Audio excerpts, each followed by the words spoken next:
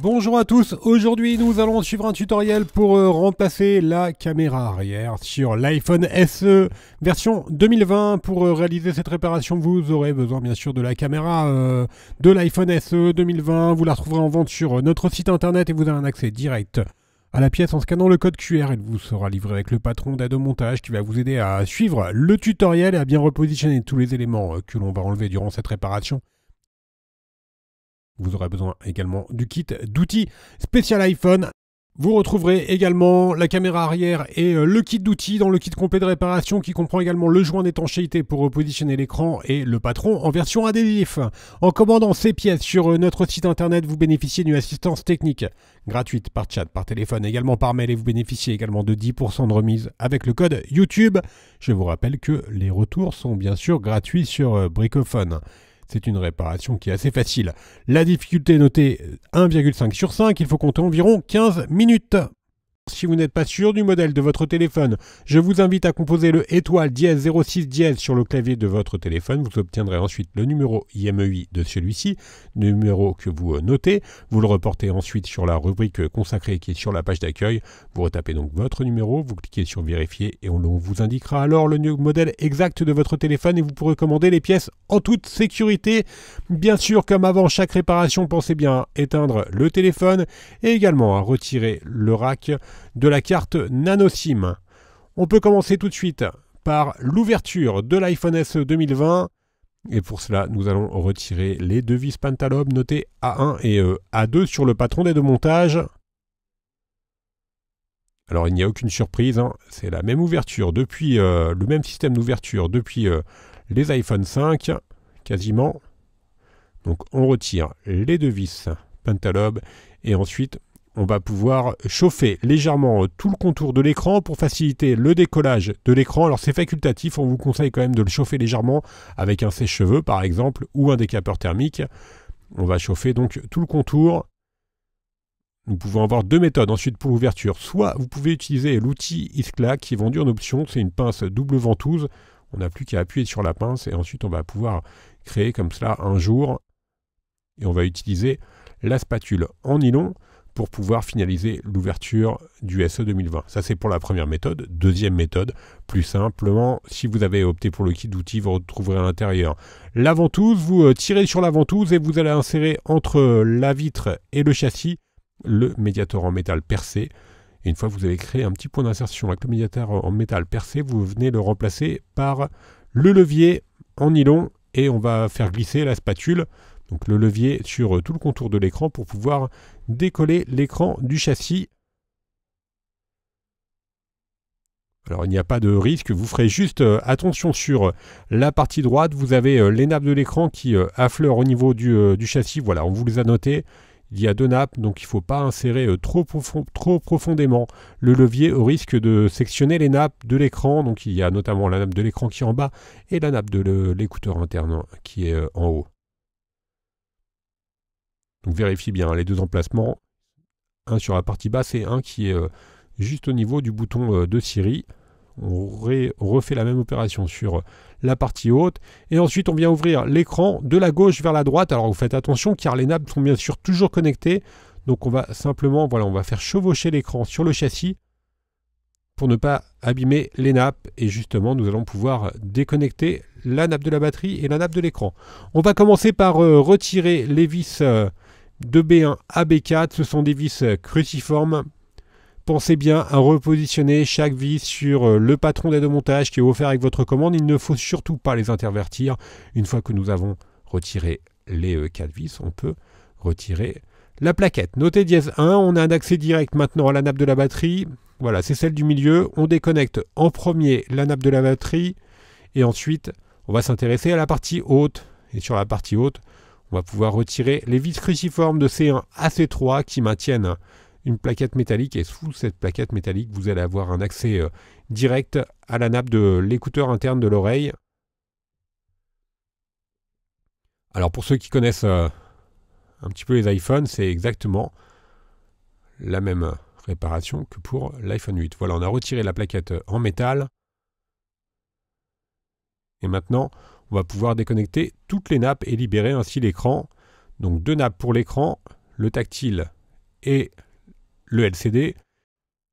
On va déconnecter ensuite la dernière nappe, la nappe de la caméra avant, la nappe FaceTime. Et ensuite, on va pouvoir mettre l'écran de côté et on va s'intéresser directement à la caméra arrière. Celle-ci est directement accessible, donc vous allez voir, c'est vraiment très très simple. On va juste retirer les vis notées K1 et K2, donc la vis K1 avec le tournevis plat et la K2 avec le tournevis cruciforme. Et ensuite, on vient enlever la plaquette qui maintient la caméra arrière. Celle-ci est notée dièse 13 et on vient déconnecter notre caméra arrière. Alors attention, même si l'iPhone 8 et l'iPhone SE 2020 sont tout à fait similaires, ils n'utilisent pas les mêmes caméras arrière. Celle-ci est spécifique au SE 2020. Et la caméra arrière est notée dièse 14. La partie démontage est donc maintenant terminée. On va pouvoir s'intéresser au remontage dans la 4e étape. Nous allons reprendre notre nouvelle caméra. On vient la repositionner sur l'emplacement. Ensuite, on la reconnecte. Il ne nous restera plus qu'à remettre ensuite la plaquette métallique. Je vais faire un petit aparté sur les lentilles des caméras. Alors vous avez vu, vous pouvez bien sûr changer la caméra. Et il y a un élément qui casse assez souvent, c'est la lentille de protection de la caméra, qui elle est directement sur le châssis, donc au dos. Là également, c'est un élément qui change, mais ce n'est pas du tout le même tutoriel. Nous allons pouvoir maintenant préparer notre châssis pour repositionner le joint d'étanchéité. Donc au préalable, on aura bien sûr nettoyé notre châssis. Ensuite, on prend notre joint d'étanchéité, on enlève le film le plus grand qui est sur le joint. Il nous restera donc le patron. Vous ferez attention, voilà, vous avez le trou directement pour positionner la caméra. Donc il y a un sens sur le joint d'étanchéité. Ensuite, on vient le positionner donc sur tout le contour du châssis.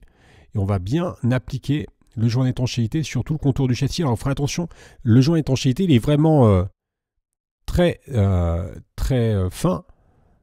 Et il faut bien appuyer sur tout le contour pour le positionner.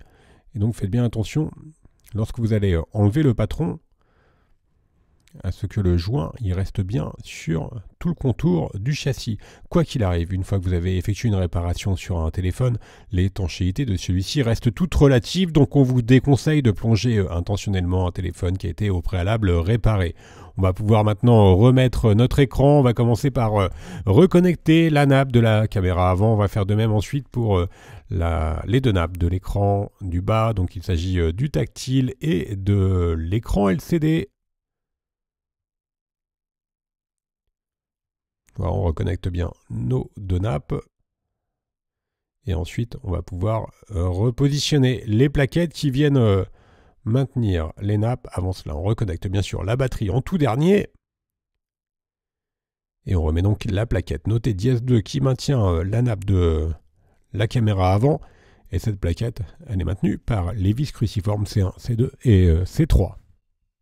Alors là encore, faites attention à ne pas intervertir les vis. Celles-ci sont directement vissées sur la carte mère. Donc il est très important de ne pas les intervertir. D'où l'intérêt du patron d'aide au montage. On fait la même opération avec la plaquette notée dièse 1 qui est maintenue par 4 vis cruciformes notées de B1 à B4. Et là encore, il ne faut surtout pas intervertir les vis. Voilà pour les 4 dernières vis. On va pouvoir maintenant refermer notre écran. On commence par le reclipser sur la partie haute. Et ensuite, on va appuyer fortement sur tout le contour de l'écran pour que celui-ci adhère correctement au joint d'étanchéité. Et enfin, on remet bien sûr les 2 dernières vis, les vis Pentalome notées A1 et A2. Donc on va reprendre le tournevis Pentalobe que l'on avait utilisé en tout début de tutoriel et on finalise la réparation par ces 2 dernières vis. Il ne nous reste plus qu'à remettre notre AXIM et à rallumer le téléphone. Voilà, tout sera OK. On va pouvoir faire un récapitulatif des produits utilisés pour mener à bien cette réparation. En commençant par la caméra arrière de l'iPhone SE 2020, elle vous sera livrée avec le patron d'aide au montage. Vous retrouverez également le kit d'outils ou le kit complet de réparation qui comprend le joint d'étanchéité pour repositionner l'écran, Je vous rappelle que l'on reste joignable par mail, par chat et également par téléphone. Les retours sont gratuits et n'oubliez pas que vous bénéficiez de 10% de remise avec le code YouTube. Vous retrouverez sur notre site toutes les pièces détachées pour le SE 2020 ainsi que les tutoriels de réparation. N'oubliez pas de vous abonner à notre chaîne YouTube. Je vous remercie d'avoir suivi ce tutoriel et à bientôt pour de nouvelles vidéos.